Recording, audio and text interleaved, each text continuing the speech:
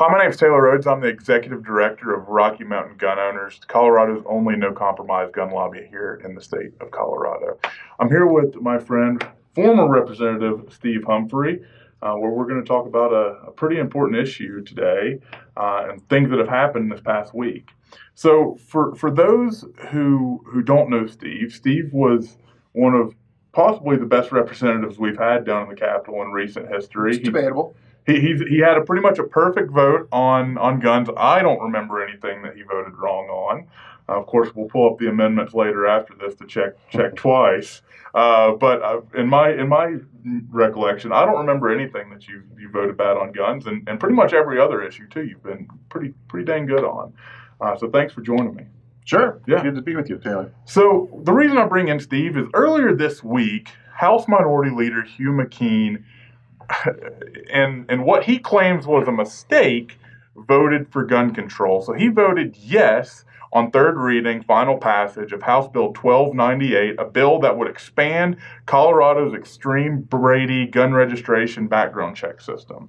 So essentially what this bill does is it adds prohibitors onto things. So it adds certain misdemeanors.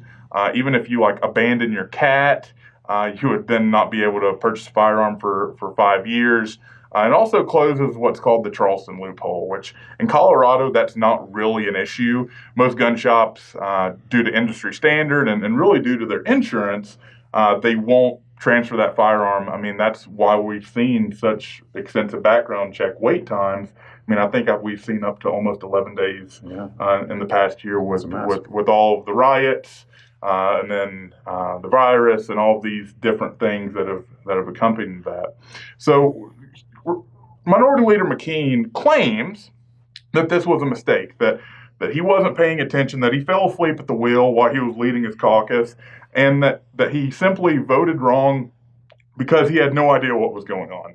So in my opinion, this is there's two things that drove him to do this. Either A, it truly was a mistake and he's incompetent, or B, it was truly showing his true colors. So I mean, in 2019, we had found out that he was trying to cut a backdoor deal with some of the House Democrats to pass a big compromise on the red flag fight. And then earlier this year, we caught him trying to essentially kill the shall issue law here in Colorado.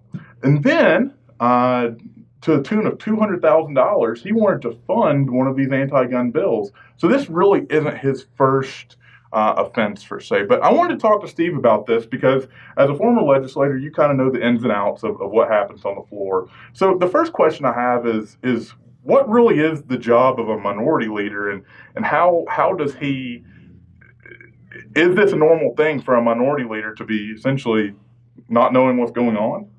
No, that's not normal at all, Taylor. On third readings, all you're doing is waiting to hit those buttons, and you're paying attention, especially when there's a major constitutional issue in front of you.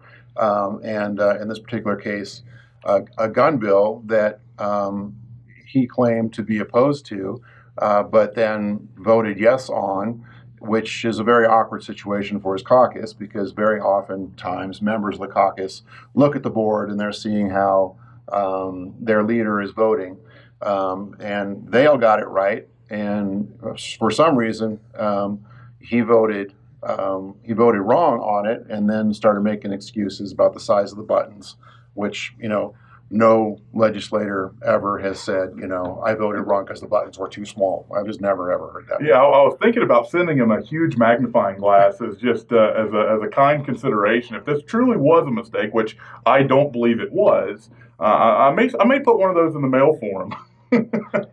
Exactly, and it's just it's what anti-gun groups are saying. Hey, this bill is bipartisan. Right. Republicans support for this bill. Right. And that's just not something you want to see ever on a bad gun bill. Right. Right. Yeah. I mean, groups like Moms Demand Action, groups like Everytown for Gun Safety, have all come out and essentially praised Hugh McKean for voting in a bipartisan manner. Of course, he went to the well and tried to redo his vote because he knew he screwed up. Whether it be because he had immediately gotten our emails saying, "What the heck are you doing?" Or whether it be it truly was a mistake. I tend to believe that this is a very big mistake to make, especially when we're dealing with constitutional issues. So you mentioned the size of the buttons. About how big? The size of a quarter? The size of a $50?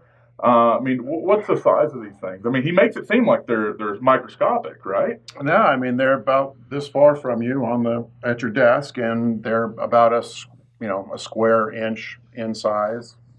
So there's the green, yes, the red, no, and then there's a white one for letting the office know that Sure. you need something. So like I said, I've never heard anybody say those buttons are too small, Right. and try to use that as a reason for voting wrong Right. on an issue. And he did say that he had his computer up, was distracted by that, but to be on your computer or on social media during third readings, That's prohibited, it's right? not allowed in the House rules. Yeah, So that's not a very good defense Right. at all. So you were there for 8 years. How Yes, sir. many times did you see something like this happen? Did you ever see something like this happen? Never on a major bill like this. No, and I never saw anybody vote wrong, because you're generally speaking on thirds when you're on a bill that's a major kind of constitutional issue. You're going to have a few people go up and say a few words on thirds on a bill like that. The only time I've ever seen a legislator, make a mistake and vote vote yes on a bill they wanted to vote no on is because thirds was going very quickly. Sure. There were a lot of bills on thirds, and we're just rolling through them really quick, and you got to be paying attention, or you can make a mistake. Sure. But that's not the case when everything slows down, because it's a major bill that's up for consideration. Right. So I think the long story short is there is really two paths here. There's not really more than that. It's either a plea of incompetence, or B, he's simply shown his true colors finally, that he is not the pro-gun leader that he has made himself out to be, and really has fooled his constituents. So what I'm asking our members to do is there's a link in the description, whether you're watching this on Facebook or YouTube or on Twitter, whatever description you're looking at, there's a link in that description that we're asking all citizens to cast their vote of no confidence on Minority Leader McKean. The Republican Party has long been a friend of the Second Amendment, but it seems like that may be in jeopardy. And I really think that with grassroots activists like you and I standing up to tell Hugh McKean to either step down or to resign from his position, or even to reinstate his pro-gun values, one of those things needs to happen immediately.